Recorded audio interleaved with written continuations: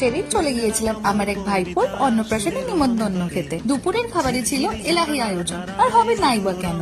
দায়িত্বে ছিল সোনার তরী ক্যাটারার। তাহলে চলো মেনুতে কি কি ছিল দেখে নেওয়া যাক।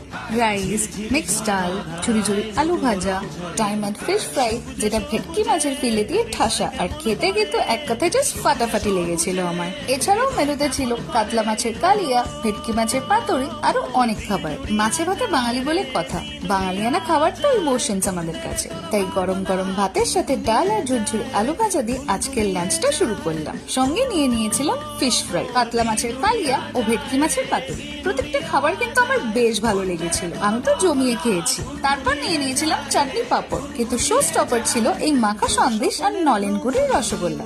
শেষ পাতে ছিল হাজমোলা। বিগত 12 বছর ধরে প্রিমিয়াম কোয়ালিটি খাবার খাওয়ানোর জন্য ওনাদের কিন্তু বেশ সুনাম রয়েছে। তাই তোমরা তোমাদের স্পেশাল দিনটাকে মেমোরেবল করতে আজকেই বুকিং করিয়ে ফেলো সোনার তরী ক্যাটারিং সার্ভিস।